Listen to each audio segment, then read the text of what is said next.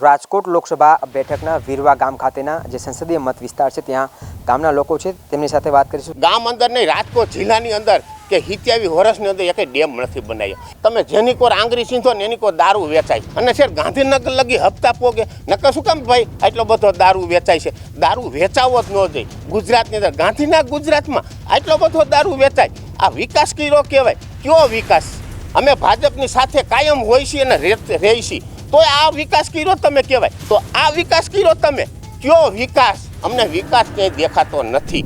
રાજકોટ લોકસભા બેઠકના વીરવા ગામ ખાતેના જે સંસદીય મત વિસ્તાર છે ત્યાં ગામના લોકો છે તેમની સાથે વાત કરીશું। ખાસ કરીને ગામની અંદર કઈ પ્રકારના વિકાસ થયો છે અને લોકસભાની ચૂંટણી છે ત્યારે નેતાઓ કયા મુદ્દાઓને લઈને આવી રહ્યા છે, ખાસ કરીને ગામની કઈ પ્રકારની સમસ્યાઓ છે તેનું નિરાકરણ આવ્યું છે કે કેમ? શું નામ છે આપનું? મારું નામ ખેડૂત મિત્ર, હું બોલું છું। કાયમની અંદર હું ખેતી કરું છું, મારે 55 વર્ષ થયા છે, એટલે ખેડૂત મિત્ર તરીકે હું મારી છાપ ધરાવું છું। વિકાસ અમારા રોડ જોયો સાહેબ, ક્યાંય રોડ છે 2 ફૂટના ખાડા છે। અમારે ગામ અંદર નહીં, રાજકોટ જિલ્લાની અંદર કે 27 વર્ષની અંદર એક ડેમ નથી બનાવ્યો। એ મોટામાં મોટી ચિંતા છે। શું કામ? કે આપણો દેશ છે ને ખેતી પ્રધાન દેશ, જો ખેતી પ્રધાન દેશમાં જો ડેમ ન બનાવી તો એનો કોઈ ખેતીનો અર્થ જ નથી રહેતો। એટલે 27 વર્ષની અંદર કેમ ડેમ નથી બનાવ્યો અમારો મેન પ્રશ્ન છે। કેમ કે આપણો દેશ છે ને ખેતી પ્રધાન દેશ, જો ખેતી દેશની અંદર હોય તો આવો વિકાસ ન કહેવાય। પછી તમે જેની કોર આંગળી સીંધો ને એની કોર દારૂ વેચાય અને દેશી દારૂ, અને આ વ્યક્તિ કોઈ પણ દેશી દારૂ પીવે ને 20 વર્ષ કે 10 વર્ષની અંદર માણસો પતી જાય। શું કામ માણસો? કેમિકલ વાળા દારૂ, અને છે ગાંધીનગર લગી હપ્તા પોગે નકર શું કામ ભાઈ આટલો બધો દારૂ વેચાય છે? દારૂ વેચાવો જ ન જોઈએ ગુજરાતની અંદર, ગાંધીના ગુજરાતમાં આટલો બધો દારૂ વેચાય। આ વિકાસ કર્યો કહેવાય? કયો વિકાસ? આમાં મોદી સાહેબ એમ કહેતા હતા કે ખેડૂતને અમે જણસી પલ્લી જશે માર્કેટ યાર્ડની અંદર, ગોંડલ માર્કેટ યાર્ડની અંદર જશે અને માવઠું થશે અને પલ્લી જશે તો એનો વીમો દેવામાં, વીમા શું કામ અમારા ખેડૂતના બંધ કરી દીધા? અમે ભાજપની સાથે કાયમ હોય છીએ અને રહી છીએ, તો આ વિકાસ કર્યો તમે કહેવાય? કેમ કે અમે પલળી જાય અમારો માલ તો એની શું અમારે તમારે વીમા બંધ કરી દીધા? શું કામ વીમા બંધ કરી દીધા? અમારે પ્રીમિયમ ભરવું છે, અમારે વ્યાજ ભરવું છે, તો શું કામ? હું હજી પરમદી પૈસા ભરવા ગયો તો 3 લાખ રૂપિયા મારા મેં લીધા હતા, 13,000 રૂપિયા વ્યાજ થયું।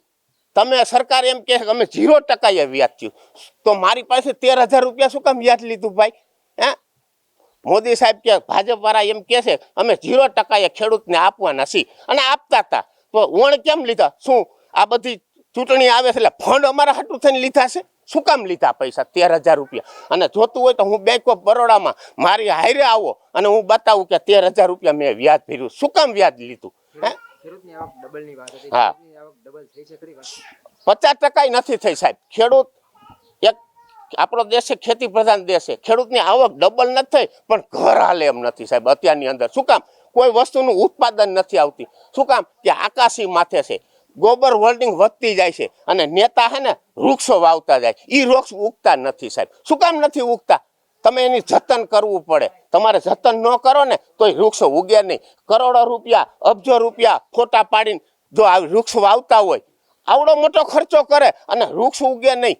કારખાના આ બધે વિસ્તારમાં તમે જોયો, કારખાના વિસ્તાર છે, ધુમાડા એમને ઉડતા હોય, પબ્લિકને કે વીરવા ગામની અંદર ધુમાડો જાય તો શ્વાસ લેવામાં તકલીફ પડે। આ વિકાસ કર્યો? પાણી જોવો તો ઘણી જગ્યાએ પાણી તરમાં ઉતારે છે, કારખાના વાળા કેમિકલ વાળા પાણી હોય છે, તો તરમાં ઉતરે તો આપણે વાડીની અંદર કોઈ વસ્તુ ઉગે નહીં સાહેબ। તો આ વિકાસ કર્યો તમે કયો વિકાસ? અમને વિકાસ ક્યાંય દેખાતો નથી। શું કામ નથી દેખાતો? આ બધી વસ્તુ મેં કીધી એની અંદર શું તમે કર્યું એનો વિકાસ અમારે જોઈશે કે તમે વિકાસ કર્યો? વિકાસ નેતાનો વિકાસ થયો, કોઈ પબ્લિકનો, ગરીબ માણસો, મધ્યમ વર્ગ કે ખેડૂતનો વિકાસ થયો નથી સાહેબ। ચોક્કસ નેતાઓનો વિકાસ થયો છે, સામાન્ય લોકોનો વિકાસ નથી થયો, યુવાનો પણ આપણી સાથે છે। શું કહેશો? ખાસ ગામના કયા પ્રકારના પ્રશ્નો છે અહીંયા અન્ય રોડ રસ્તાઓને લઈને સાહેબ? હા, રોડ રસ્તા વિશે તો દરખાસ્ત કરી હતી અને રોડ અત્યારે મંજૂર કર્યો છે કે અન્ય વાર દરખાસ્ત કરતાં રોડ રસ્તો મંજૂર કરાવીને, એટલે ટૂંકમાં ઇલેક્શન જે જાય એ પછી કહે છે કે 10 દિવસ 12 દિવસનું ઇમરજન્સી ટેન્ડર બહાર પાડીને આપણે રોડ રસ્તાને પુલિયા જે એની પ્રશ્ન છે એનો હલ આવી જાય। હા હા, લોકોનો કે પ્રકારનો રિસ્પોન્સ હોય છે, કેમ કે વિકાસના જે કામો છે ચૂંટણી પછી એવા જે નિવેદનો આપે છે, લોકો કઈ પ્રકારે જોવે છે, ગામજનો કઈ રીતે જોવે છે? ગ્રામજનો તો સાહેબ બીજી રીતના કઈ રીતે જોવે કે આજ નેતા કહીને જાય કે ચૂંટણી પછી જે વસ્તુ હોય એ થઈ જવાની છે, એટલે ગ્રામજનોની તો બધા એમ જ કહેવાના છે તો ઓકે ઓલી જોઈ લેજો કે ભાઈ ચૂંટણી પછી પ્રશ્ન હલ થઈ જાય.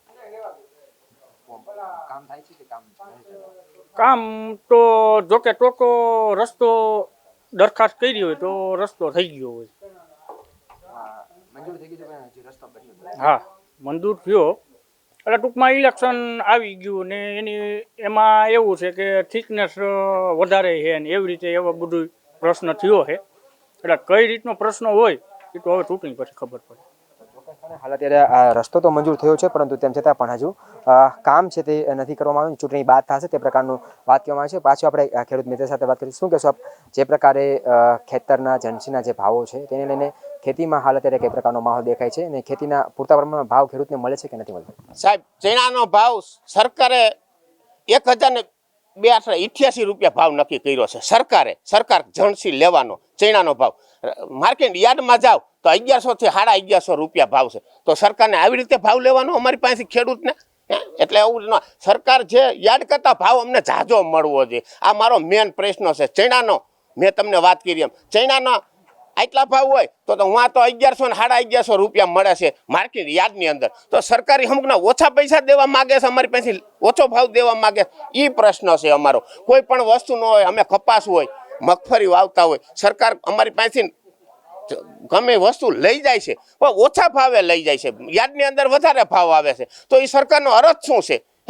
આ કઈ વિકાસ નો કહેવાય સાહેબ. વિકાસ તો કેનો કહેવાય? ગરીબ માણસો, ખેડૂત કે મધ્યમ વર્ગનો એનો વિકાસ થાય ને તો એ સારી વાત. નકરું નેતાનું આપણે સાંભળશું ને સાહેબ તો કોઈ એનો અર્થ. ગામડામાં જાઓ તમે, ગામડાના વ્યક્તિને તમે પૂછો એને એમાંથી જવાબ લ્યો. કોઈ કોંગ્રેસ ભાજપનો કોઈ પ્રશ્ન નથી સાહેબ, પણ વિકાસ એને કહેવાય. ગામડાના વ્યક્તિ કોઈ પક્ષમાં ન હોય એને તમે પૂછો, ઈ તમને સાચો જવાબ આપે ને ઈ સાચો વિકાસ કહેવાય સાહેબ. અને પાણી નર્મદા ડેમ આખો ભર્યો છે સાહેબ, અને એમ કહે છે કે અમે સૌની યોજનામાં આટલા ડેમ ભરશું. તો તમે કેટલા ડેમ ભર્યા મને ઈ બતાવો. ક્યાંય ડેમ ભર્યા નથી. ઈ કંઈક આવે છે કંઈક નથી આવતું સાહેબ. વર્ષમાં 1 દાન આવે 2 દાન આવે તો એનો કોઈ અર્થ નહીં. ઈ 25% જ આવે. ઈ નિયારી ડેમ ભરવા હાટું થઈને આવે છે. કોઈ અમને ખેડૂતને લાભ નથી સાહેબ. એ તો નિયારી ડેમમાં પાણી જાય ને એટલે 4-5 ખેડૂતને ફાયદો થાય છે, બધા ખેડૂતને ફાયદો થતો નથી.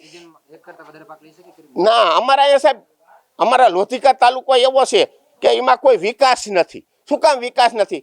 કે અહીંયા તર છે ને એ બધા પથ્થરવાળા તર છે, કોઈ એવો ડેમ નથી, નર્મદાની કેનાલ કોઈ નથી. તો સરકારે નર્મદાની કેનાલ રાજકોટની અંદર કેમ નથી બનાવી? અમે ઘણી વખત રજૂઆત કરેલી છે, ઘણી વખત ટીવીમાં પણ કીધેલું છે કે અમારા રાજકોટ જિલ્લો પથ્થરવાળી જમીન છે તો તમે એને કેનાલ આપો અમને. તો હજી લગીનો કોઈ કેનાલનો કોઈ પ્રશ્ન નથી રહેતો સાહેબ. એટલે અમારે આકાશી માથે ખેતી છે તો એનો પ્રશ્ન ખાસ કરવાની જરૂર છે. સૌની યોજના કીધું તો બધા ડેમ ભરવા દે. રાજકોટ જિલ્લાની અંદર નિયારી ડેમ ને હાજી ડેમ એ પીવાનો છે સાહેબ, કોઈ ખેડૂતને ફાયદો થાય એવો નથી સાહેબ. એટલે અમે કોઈ પક્ષમાં નથી સાહેબ, પણ સાચી રજૂઆતને સાચી રીતે સત્યના માર્ગે ચાલવાવાળા અમે વ્યક્તિ છીએ. અમારા કોઈ પક્ષ આવીને કાંઈ લેવા દેવા નથી. ભાજપ હોય તે ભલે, કોંગ્રેસ હોય તે ભલે, આમ આદમી પાર્ટી હોય તે ભલે, અમને એનો કોઈ પ્રશ્ન નથી. પણ ખેડૂતને, ગરીબ માણસોને, મધ્યમ વર્ગને વિકાસ કરવાની જરૂર છે. આ વિકાસ નો કહેવાય સાહેબ. વિકાસ તો કેને કહેવાય? આમ ખેડૂત કે ગમે એ વસ્તુ જો ને તો બોલે ને તો એની માથેથી ખબર પડી જવી જોઈએ કે ભાઈ અહીંયા વિકાસ થયો છે.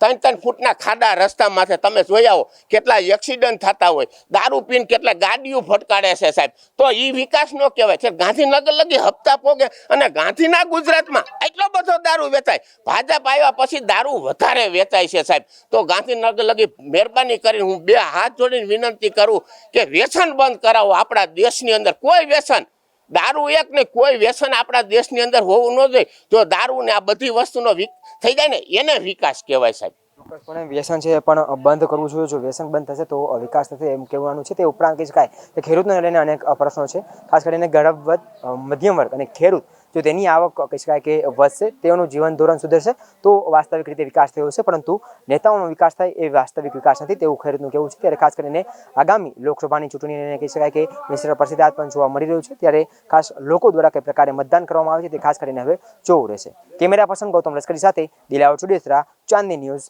રાજકોટ.